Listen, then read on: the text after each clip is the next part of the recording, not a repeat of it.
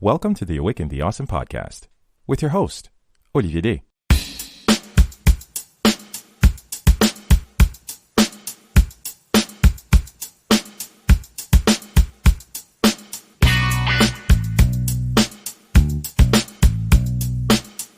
This is Awaken the Awesome, a podcast where we acknowledge that we are all in this together.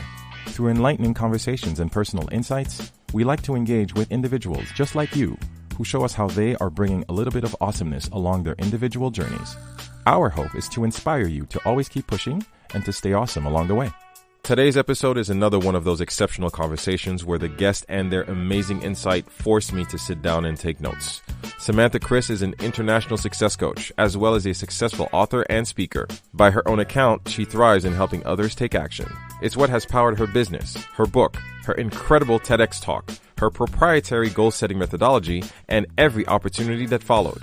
Indeed, her R.E.A.L goals method of goal setting earned her 5 promotions in 5 years, enabled her to double her income in that time, and propelled her into the life of an entrepreneur. With so many achievements, one can certainly agree that her approach and ability to help people and projects realize their full potential has shaped her into a true agent for change. Samantha is also the founder of the Bossing Up movement, a community that empowers each other to harness their hunger for more and create opportunities for themselves and others. In these times of obvious uncertainty and questioning ourselves, it serves to be reminded by someone with such an impressive track record that the most important step towards our most incredible goals is our relentless commitment to them. On this episode, Samantha shares some incredible gems on seizing the opportunities that come our way, not making excuses for who we are as individuals, the power and importance of goal setting, obviously, and so much more. So let's get into this. Awaken the Awesome, episode 135 with Samantha Kris. Here we go.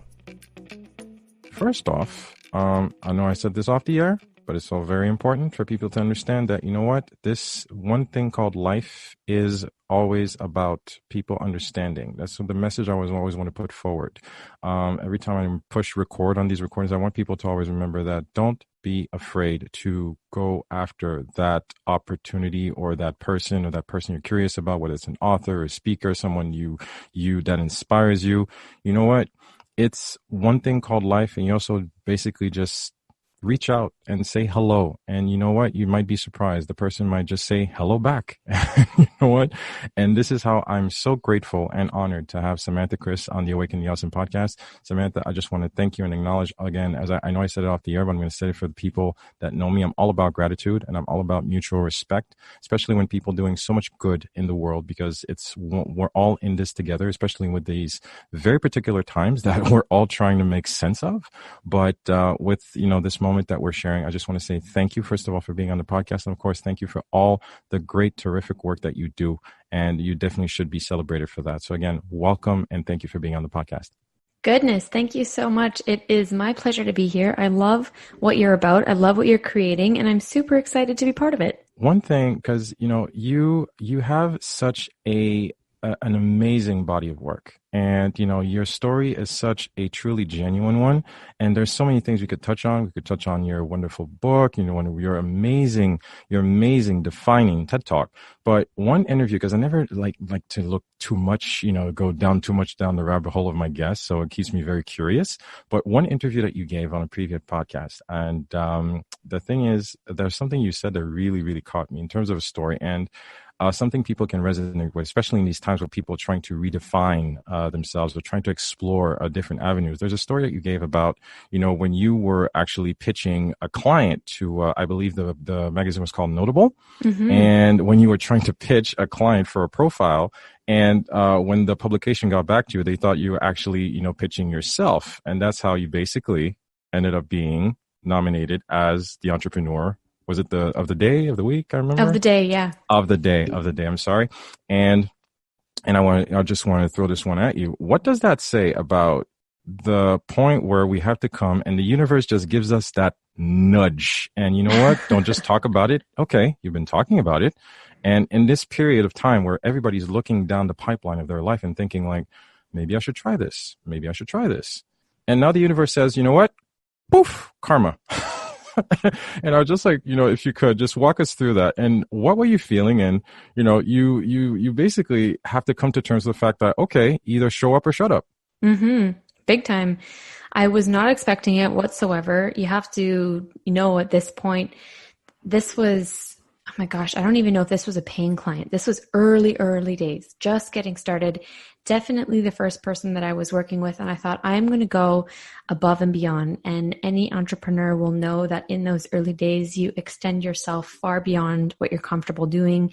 You deliver way more than you said that you would, just because the relationship matters so much and you don't yet fully understand the importance of your pace and making sure that you don't run on empty too soon. But I was more than happy to do it. And when I reached out, it wasn't part of my mandate and was really keen on just getting her some extra exposure. And when they replied saying, hey, we thought that, your profile looked great and we're willing to feature you. And here's what we need. I was in that position where I was thinking, oh, I can get back to them and say, no, actually, no, I wasn't reaching out for me and totally pass up on the opportunity. Or I can really show up, like you said. And in full humility, I wanted to make it really clear that I was indeed reaching out for someone else, but that I was also interested if they saw potential in my profile for kind of throwing my ring in the hat. And as it turned out, the nature of the work that she was doing was just a little too sensitive, and they weren't interested in featuring her, but they really wanted to feature me. And wow. I recognized that it was, these are the kinds of things, these are the kind of curveballs that are going to be thrown your way. And these types of opportunities, you can't plan for them and you have to be ready. And I was ready. I didn't know I was ready. I really asked myself, is this it? Can I do this? And I think I had done enough soul searching and confidence building before that point to say, I am worthy of this feature. And more than that, I am going to make sure that I continue to be worthy of this feature, because as the entrepreneur of the day, as someone who's going to be promoting this title, I got to make sure that I live up to this expectation that for anyone who's going to consider hiring me after this point, that it will be an investment well made. And so it was kind of the fire into my butt that I needed to say, hey guys, this is what I'm doing now. I'm actually really good at it. I know this is coming out of nowhere, but you should trust me. And here's a little bit of validation, some social proof that will help you make that call. Wow. And you've actually spoken about this, and I'm sure you've experienced this with your client along your career as a success coach. Why is it, I'm trying to phrase this question properly, why are we always our best enemies or our worst enemies in regards to leaning in to our own power, in regards to the imposter syndrome, or I'm not that good, or I'm too old, I don't have enough money, I don't have the resources, I don't have the right networks, I don't have the proper website? Why is it so easy to come up with the best excuses rather than just, let me just do this and let me own this? And you know what? I am this. Insert excellence here. Why are we so good at that, Sam? Oh, such a loaded question. And it's one that I don't think, I don't think it has any cookie cutter answer, to be honest. A lot of the times what I see with my clients, and definitely what I see for myself, is this sense of perfectionism. And I actually, not that there haven't been moments of imposter syndrome, there certainly has, but for me, I'm actually a little bit on the other side of the spectrum where I am quite confident, where very few things get in my way. I don't often get stuck in my head about not being good enough, not being worthy. Where I get stuck is I need to be the best. I need to be perceived as the best. I need to be polished. I need to look professional, and anything short of, as you said, excellence simply won't cut it. And that is often what keeps me stuck, because I wait for perfection instead of leaning into progress.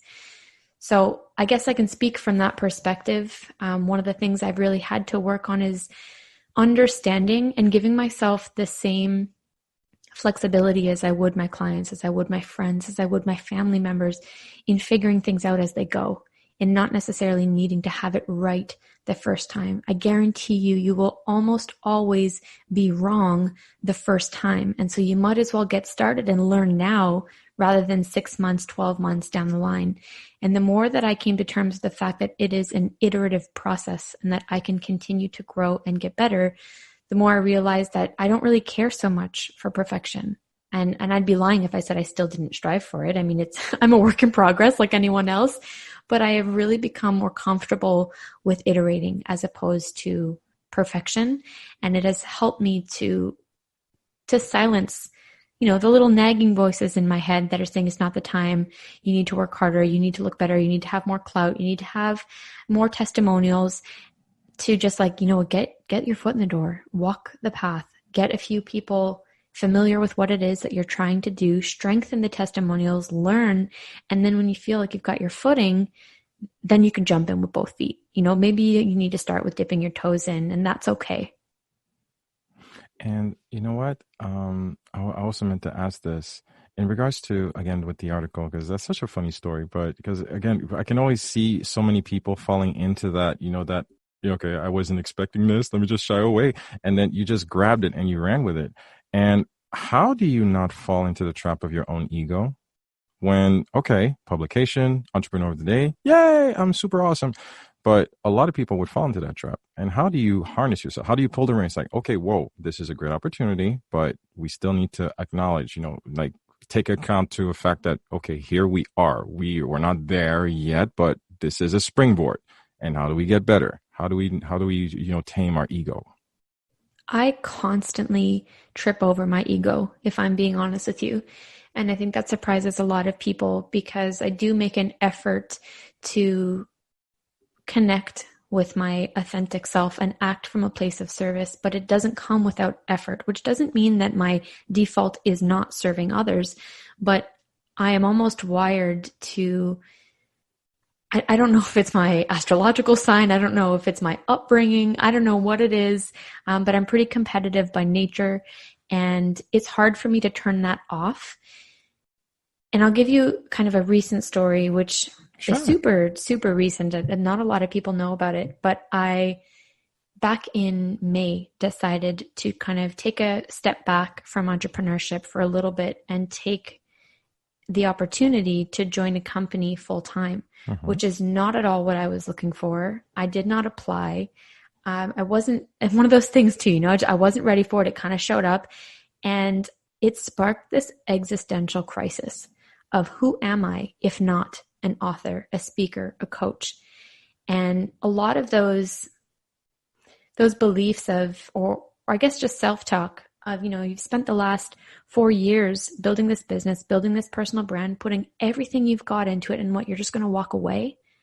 And I hired a hypnotherapist. I hired a spiritual coach. I don't even, particularly resonate as someone who's spiritual, but I was really looking externally for answers. And I was so torn. I was like, can someone just tell me what to do? And I realized after some deep soul searching and introspection that it was all ego. Ego was preventing me from admitting to the fact that I friggin' wanted this opportunity. This is a once in a lifetime opportunity to join a company that I am wholeheartedly aligned with, that will exponentially further my mission and will be a quantum leap forward for me. And to admit that was scary. And I was convincing myself with the, oh yeah, but you've built a career, and oh yeah, you've built a brand, and oh yeah, you have this reputation. That was all keeping me safe. That was keeping me comfortable. And when I realized that I was looking externally for the answers, it came down to, I'm looking for validation. It's my ego that is looking to be stroked. And that's kind of what kept me in check. And so long story short, it's something that I actively still work on. And what will always bring me back to what matters is getting connected, reconnecting to my why. And you mentioned the TED Talk earlier. This is something that I care a lot about. My goal setting methodology is what I talked about in the talk. It's the R.E.A.L goal method. And the very first pillar of that acronym, the R, stands for resonant. Is this aligned with your core values? And if the answer is yes, then move ahead. And I realized that in this case, with this opportunity, it really was. And so I gave myself permission to explore that.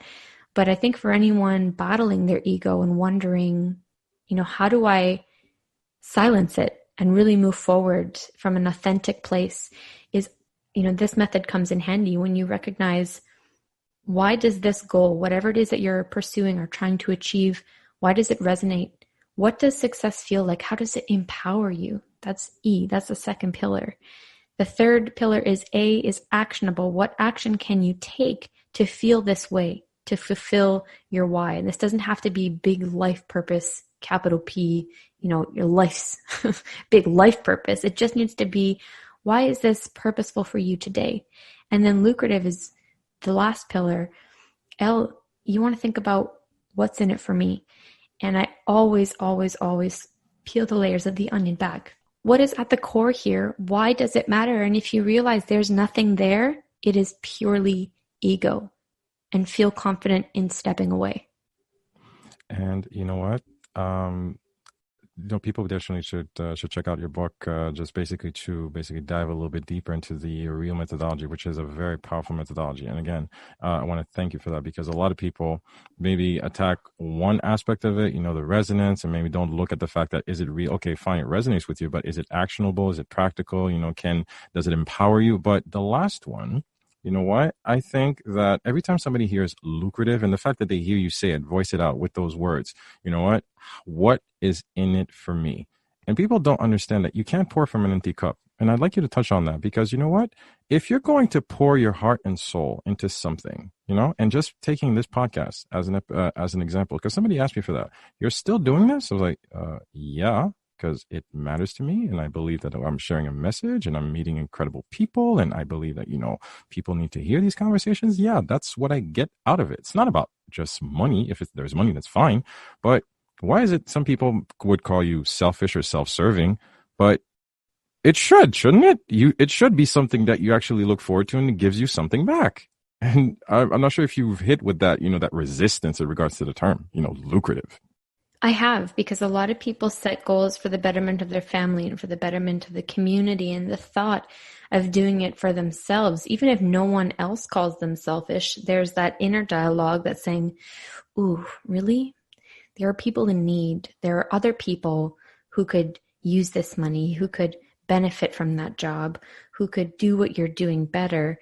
And that gets in the way. But what we ought to pay mind to is that whether it's financial gain or not, and I'm totally okay with lucrative, meaning more money in your pocket, because the reality is, if you're a good person, money is going to help. It is going to help the people in your community. It's going to help the local economy. Yes. It's going to help your family.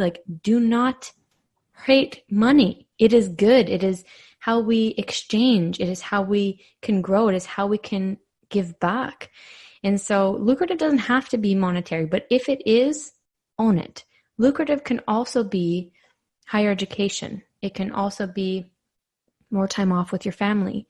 It could be something completely intrinsic. So when I'm talking lucrative, I'm talking about what you stand to gain. And if what you stand to gain is peace of mind, is forgiveness, is freedom, if you don't deserve that, if you're not gifting that to yourself, there is no way that you're going to be able to gift that to others. And you don't have to be a coach, an author, or speaker to feel like you have a gift to share with the world. I guarantee you, no matter what it is that you do, no matter your position, you have an impact on the world. And if you're not thinking about how you can fill your cup, the impact that you have is limited. Because it's so true. Because a lot of people don't try to really look within in regards to, listen, this is what needs to matter to you. These are the important questions you're supposed to tell yourself. And you know what?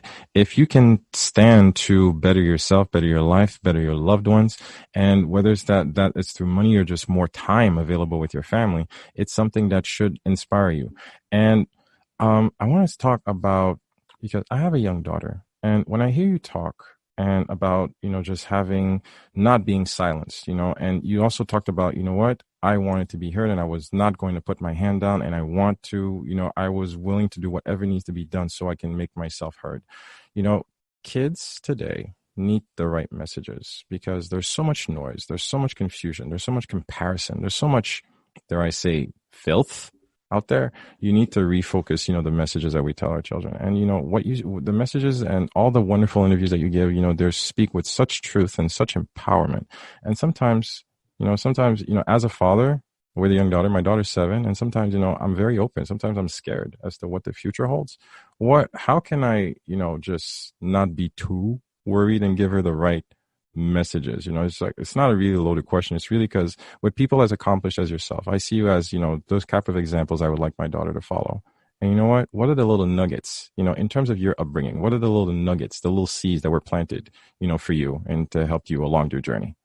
Oh, this is such a great question. I have to point that out because I have a lot of these conversations, and a lot of them, as much respect as I have for the hosts, and I love doing them and I love sharing my story, they sometimes get a little bit redundant and repetitive in following my professional journey and answering some more business related questions.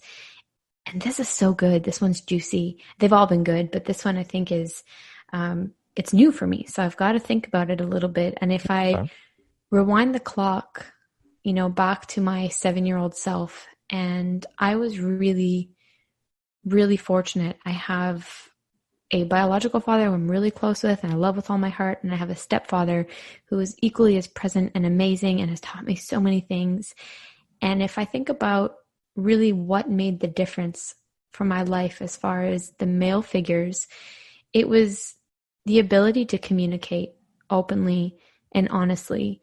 And I wasn't surrounded by this macho, egotistical, patriarchal environment. I was in an environment where I was shown it's okay to not even fail. There really wasn't a fail mentality in my house. It's okay to try things and not be awesome, but just try. And if you're going to try, then at least finish it. Give it an honest go. And if you don't like it and if you're not good at it, then that's okay. Try something else.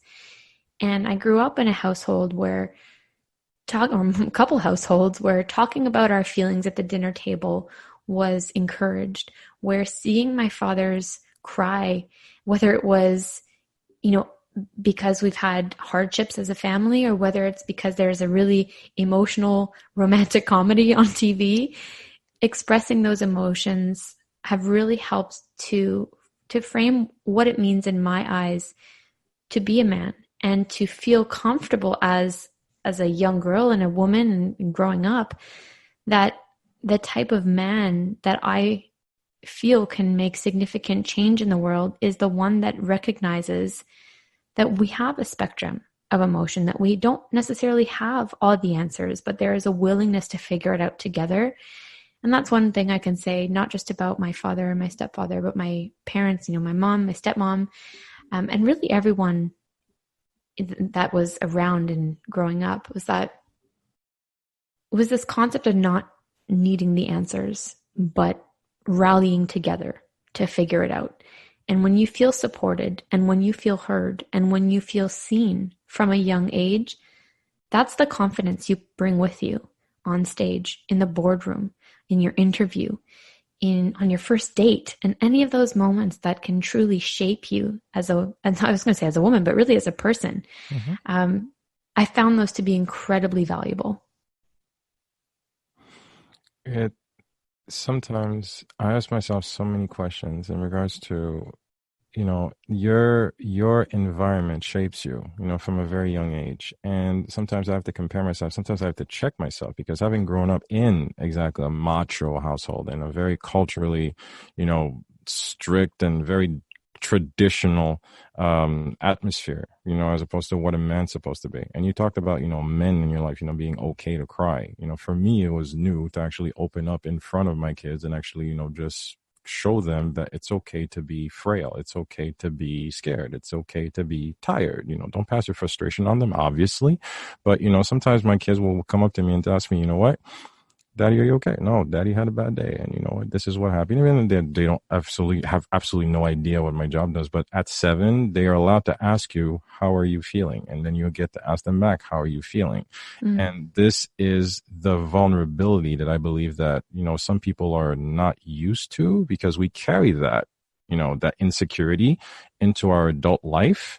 And sometimes this is the fear of being seen that sometimes unsettles some people, because you have to look into the mirror and actually address, you know, whether you appreciate the person that's looking back at you, and having to deal with that baggage and having to deal with that, you know, that revelation. And, it's some work that I'm seeing a lot of people struggling with. And this is where we fall into the realm of mental health. This isolation, let's call it what it is very damaging to some people. And I'm not sure if you've experienced that in your network or with your clients. A lot of people are struggling with having to define who they are. Well, I mean, a lot of people are being forced to look at that for the first time in a long time, especially with what's going on today, because we get comfortable. We fall into a groove, whether that's, with our partner, with our jobs. And when something shakes that up, it encourages, I was going to say forces, but it encourages you to take a look at what's working and what's not. And sometimes it's really obvious and it's staring you right in the face. And other times it's this little nagging sensation that something's got to change and you don't know what. But I agree that we are a product of our environment, which of course is debatable. But, for myself anyway, that has very much been the case. And I see that with a lot of the people that I work with a lot of the people that I'm friends with, that are in my network, that if they grew up in an environment where it was, I was just talking with a licensed financial coach, and she was saying that for her, she grew up in a family that was on social assistance, that had a very strong scarcity mindset. And the dialogue, the narrative in the house was, money doesn't grow on trees. Money is hard to come by. You have to work hard for every dollar you earn. And this was, there was a paycheck to paycheck mentality, even going into debt mentality of not having enough. And when she grew up and when she was well into her career, she was working 3 jobs, not because she had to, but because she was so afraid that the money would disappear. She was so conditioned, exactly, so conditioned to think money doesn't grow on trees, therefore I must work to the bone, and still was living paycheck to paycheck because she was not taught, any kind of financial literacy, because it just wasn't the environment she was born into. And that goes, for not being seen and not being heard. If that's the environment that we are brought up in, as adults, we have a responsibility to break the cycle if we want to make a change, not only for ourselves, but for the people that are in our path, whether that's our families, whether that's, our colleagues that we're paving the path for. It's not enough to say, oh, well, I was raised this way, or this is the narrative in my household, or this is just how it was.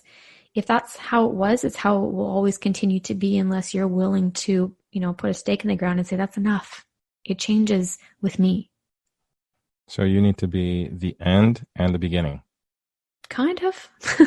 No pressure. No pressure. Change the dialogue, change the narrative. I was having this conversation with a close friend recently, because for myself, I had to, let's call it a, break, and then to rebuild. But sometimes we were talking about, seeking your dream and elevating and your journey, because, you need to surround yourself with the right people to have these elevated conversations. And, sometimes we were just like looking down the pipeline, and you realize that it's your dream, it's your life, it's your choice. Why does it always seem, Sam, as if for some reason people are stuck in a corner waiting for permission? Permission for what? Permission, to go after my dream, permission to write that book, permission to ask for that promotion, permission to change jobs, permission to want to move, permission to want to travel to Venice, permission. Okay, COVID, but still, waiting for permission. Often enough, we'll make up the best excuses, and saying that, what, not right now, not right now. If not now, when? Why does it seem we're always, for some reason, waiting for someone's permission to actually do what we want to do? That thing that keeps you up at night, I mean, okay, so I'll give you my perspective, which take with a grain of salt, because again, this is very much the filter of my lived experiences. That's what we're here for. Yeah. When I think about why I've waited for permission, I go way back to, my school days. You have to raise your hand. You don't respond unless you've been spoken to. You don't get up unless you've been given permission to go to the bathroom. You don't go to recess until the bell rings. And that is continued throughout our most formative years. And we are writing tests for the approval of our teacher, of our school boards. We are seeking to get that validation from authority figures. And that follows us into the workplace. We want to impress our boss. We want to get the promotion. We want to be seen as, notable in our field. We want to be recognized for the good work that we're doing, because those are the people that advance. Those are the people that make waves. Those are the people that you hear about. And it takes a conscious decision to say, that external validation is not what I'm going after. Going back to our conversation about ego, we don't even necessarily know that we are stoking our ego and eagerly trying to feed it with these things, because we have been brought up in a way where that's just how it's always been. And I think when it comes to our dreams, in my opinion anyway, it makes total sense that you have that mindset, because you've had it your whole life, and it's really hard out of nowhere to think, no way, I am doing this for me, because it's entirely foreign. And we have to flex that muscle. It's a muscle of confidence, and we have to consciously work at it and make it stronger, and convince ourselves that validation, that social proof, that approval of others might be nice, but it is secondary to how we view ourselves, to how we want to exceed our expectations for ourselves. But we have to first come to terms with the fact that we are worthy, that we want these things for us, that we're not doing them for other people. And if you've read the book, then you know that I talk about imposed success, and we get caught up in perhaps the house, perhaps the title, perhaps the financial earning. We want things not because we actually want them, but because we've been taught or shown or expressed in some way along the way that this is the natural progression of things. And so we kind of fall into this routine of wanting for wanting's sake. And that's when I think we get stuck in the trap of wanting permission, of seeking approval, and waiting for someone to say, okay, now go. And when we can recognize that cycle, when we can break it and say, well, what is it that I actually want here? And this is where the R.E.A.L goal methodology comes in handy, is recognizing, does this actually resonate with me, with who I am? And if the answer is no, you might be stuck in that stage for a little while, and that's okay. But it's about recognizing, okay, if this doesn't actually resonate, then what does? And the thought of having to try and figure out who you are and what genuinely makes you happy is hard. You got to be willing to go down that road, because there's going to be a few failed attempts where you're thinking that may have been a waste of time or a waste of money, but that's not the kind of mindset that'll keep you moving forward. You have to see it as an investment in better understanding who you are. And with that understanding, you can move more steadily in the direction of your dreams. It's always that, isn't it? The fear, not the fear, the hesitation, looking down the road of uncertainty because you don't have all the answers. But as far as my journey is concerned anyway, and through listening through all your talks, you have to be okay with the uncertainty, because it's part of the deal. You can't know everything. You can't have all the answers. And you know what? You need to be okay and adjust accordingly. 100%. And that's why I am so passionate about change. And I've got a podcast about change, because it is happening with or without your consent. So you can fight it your whole life, or you can get on board and see where it takes you. Amazing. And I was going to pivot to that. You just buried my lead. Thank you. So sorry. But I was curious, how did the Catalyst show start? Where was the germination? What was the spark behind that, behind your wonderful podcast? Oh gosh, this goes way back. I was the kid, everyone else was watching the Magic School Bus, and I was watching Sally, Jesse, Raphael. I was like obsessed. You just dated yourself right there. It was totally cool. I am okay with it. Yeah, I'd say majority of listeners are probably like, who is that? Yep, 33 years old this summer and proud. Sally Jesse was, she's probably not even the best talk show host, but it was one of the few channels I got at the time.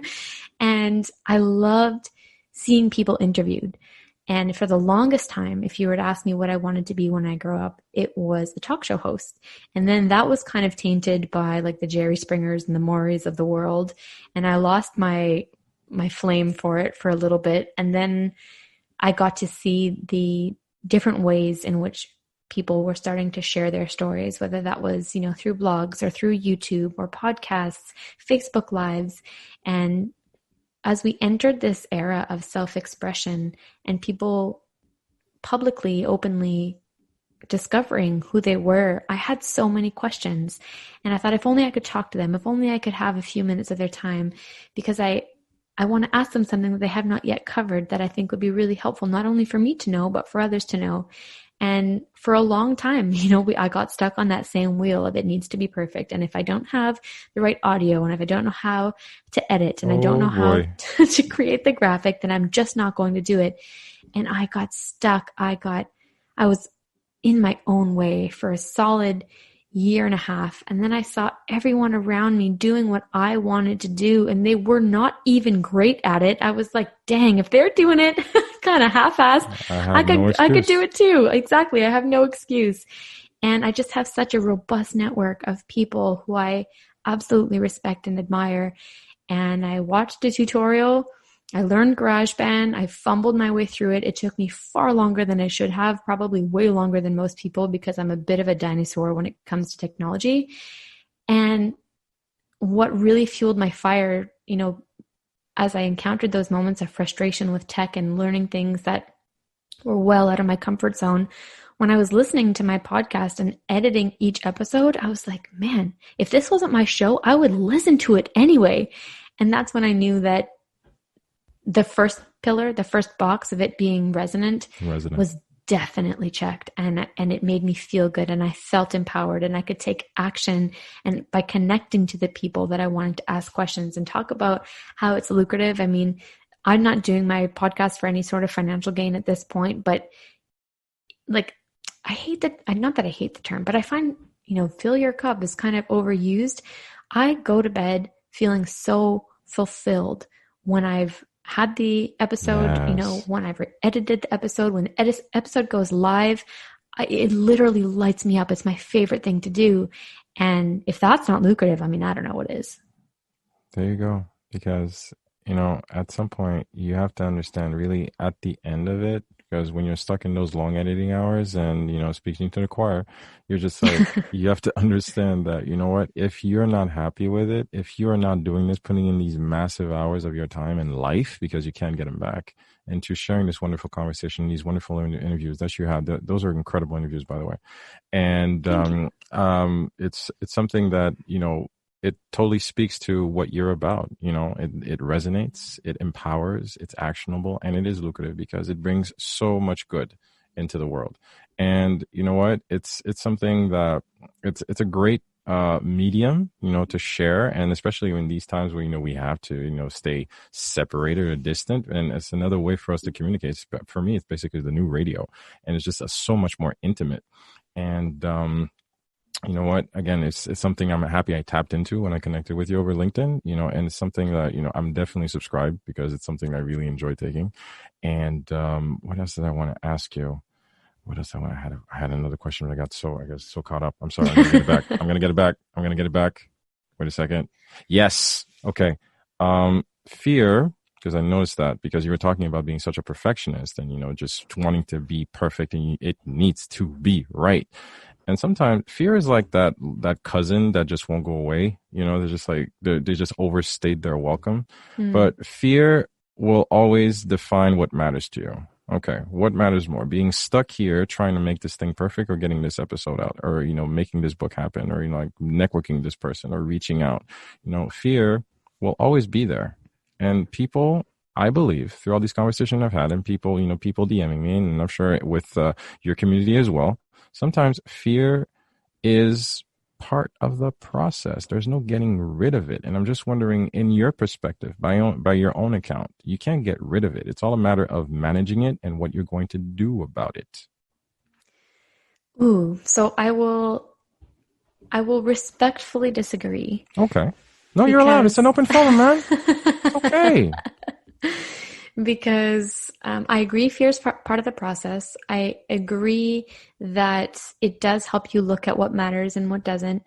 But I do think that it can be overcome. And I do think that once, at least for me, once I started to train my brain and recognize that, and this isn't my concept, you'll read this in a bunch of different books, but the symptoms of fear are similar to the symptoms of excitement. in the sense that a lot of times people's palms get sweaty and their heart rate starts to go a little faster and their eyes, get a little dodgy and they maybe start to pace. And if you look at those indicators as fear of, oh shit, I'm about to do something scary and I don't know if I'm going to be good at it, you can also look at those same indicators as, this is quite exciting. I feel this way, obviously, because this matters to me. I wouldn't be afraid or excited otherwise. If it didn't matter, I would feel rather emotionless. I'd be able to go, coast through it, no problem. Mm-hmm. And I've started to recognize those symptoms as excitement. And when I do so, I do feel that the fear dissipates. And I do feel that I still get it before every speaking engagement where I love doing it. I feel so comfortable on stage. I feel so in my zone, and still I get the heart palpitations. My legs feel kind of weak and my palms get sweaty and I start to feel like I'm in that Eminem song. Mm-hmm. And I realize I'm not actually afraid because I don't feel that failure is an option. There's only learning. There's only fun. There's only connecting with this audience.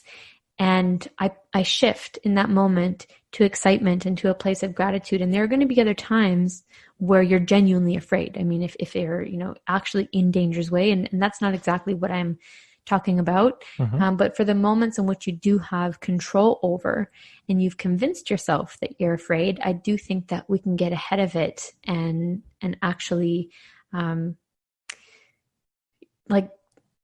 it down, not give it space. Or have it occupy real estate in our minds and in our brains that is actually positive. Wow. Mic drop. See, mic drop. Mic drop. That was very powerful. No, okay. No, I totally get what you meant. I totally get what you meant because, I'm just visualizing as you were saying, just before going on a speaking gig, just getting on the stage before, the curtain raises and you're like, oh, okay. Heart palpitations, sweaty hands, but yes, this can be overcome. All right. Wow. See, that's why you're the expert. Huh. I love learning. This was actually a final question because I know you're such a busy person. I'm not going to keep you too long. The last question I had was in regards to gratitude, in regards to acknowledging all that we have, because you're all about abundance and, pouring from when your cup is full. How do we remain grateful? Because it's so easy to complain. It's so easy to make up excuses of why everything is going wrong. And of course, with the impatience of wanting to, just pursue along our journey and wanting to see these results. Why is this not happening? Mm-hmm. I'm so that person. How do we remain grateful? Because you've talked about it. It's about appreciating every single step. It's going to take some time, but you need to acknowledge all the work that you've done. There is still a lot of work to be done, but acknowledge the work that you have done. And how do we work on that, Sam? Yeah, I really think that celebrating the small wins is imperative to our success. And, if we, not to sound like a broken record, but I really live by the R.E.A.L goal method. And once we identify what success feels like, as opposed to what it means extrinsically, what it looks and feels like on the outside world, and we look at what it feels like for us, then we can start to recognize success benchmarks along the way. And if success to you feels like joy, if success feels like financial freedom, if it feels like you are in a place of total zen, then as you're embarking on your goal, on your mission, you're about to, lay out your action plan for what it is you're about to achieve. When the going gets tough, which it will, if you feel those little moments of joy, of financial freedom, of zen, then you recognize that you are actually successful in action. You do not have to wait to the end post, which, if you haven't recognized this yet, you'll soon recognize that oftentimes, especially if you're a high achiever, the goalpost keeps moving. We're never really done. And if you continue to chase it, you're like a hamster on a wheel. Whereas if you recognize what success feels like on an intrinsic level, on an emotional level, you recognize that you're actually winning, or you have the potential to, every hour of every day. And when you recognize those small wins and you recognize the advancement and your ability to achieve success in incremental steps, it gives you the momentum to keep going, but it also gives you that sense of satisfaction that you're on the right path, that you can do this, that you are capable of so much, because once you've seen these little bits of success add up, you look behind you and you realize, damn, I've actually come pretty far. And if I've come this far, imagine how far I can go. Just looking back and taking acknowledgement, taking ownership of the work that has happened. And you know what? It's not negating all the work that has to come, but you know what? Be proud of yourself and celebrate all that you've done. Absolutely. Absolutely. And I mean, especially for entrepreneurs, there are going to be very few people who are around to give you that pat on the back. And if you're stuck on that loop of looking for validation and approval and people to say, yeah, good job, those people are going to be few and far between, not because they don't exist, but because it's just not their job to tell you, you've got this. You've got to be that person for yourself. Be your own best cheerleader. Oh yes, wow. I am most certainly my own biggest cheerleader. Man, Sam, you can't see me from where I am, but seriously, I am grinning, I am smiling, I am energized, I'm enthused, and I'm humbled. Such a very powerful conversation. And again, with all gratitude and respect, I've said it and I'm going to say it again. It's a privilege, an honor, and a thrill to have you on. I know we're coming up on top of the hour, but as you know, these things do happen in podcasting. You can go for hours on end, but I want to remain respectful because it was a blessing to have had you on. I want to thank you for everything that you do, for everything that you do. Like I told you, I really mean this. Like for me, for a father of a little girl, you are definitely a type of individual that definitely, that I want to keep promoting as an example to strive for, because it's very important to have the best examples for our little girls. And it's definitely something that I want to thank you for, because it's always about striving for that excellence. And it's an honor and a thrill to have had you on. Shameless plug time. Where can the listeners connect with you on the interwebs? Before the shameless plug, I'll just have to say that I really appreciate being here. And I think it's really awesome that as a father to a 7-year-old girl, these are the things that you're thinking about. It is a huge testament to who you are as a man. And I think it's really, really great. And a lot of people can learn from you. So thank you for your kind words and for having me on. It's sincere. It's sincere. For those who are looking to connect, I am on every platform. You can find me LinkedIn, Facebook, Instagram are the ones I'm most active on. And you can get all information about upcoming speaking events, the book, my TED Talk at samanthakris.com. And that is Kris with a K. K-R-I-S. I'll be sure to link all the links and all the proper contacts on the show notes when the episode goes live. We do have a running tradition on the podcast. Final thought, just open floor to the guests. Not a surprise, not anything. A kind word, a thought, a quote, a sonnet, just a call to action, something that you just read, anything that the listeners can actually, pick up, use it as a stepping stone towards their next level. What can we leave the listeners with? Opportunity shows up when you do. Boom. Second mic drop. 2 in a row. Wow. Amazing. I'm on a roll. You're on a roll, man. You're on fire. Sam, it's a pleasure and a thrill. Guys, my guest, Samantha Kris, TEDx speaker, best-selling author, all around awesome person, success coach. Guys, do connect with her on samanthakris.com. Samantha Kris with a K. As I said, just look out for the show notes when the episode goes live for all the contacts and the links. Sam, blessings to you and yours. Thank you so much for a wonderful time. Guys, your host, Olivier, another episode of Awaken the Awesome podcast in the can. As always, guys, love you guys for all the support. Be sure to connect with us on ATA Podcast on Instagram. Have a terrific evening. Stay blessed, stay safe, and as always do, stay awesome.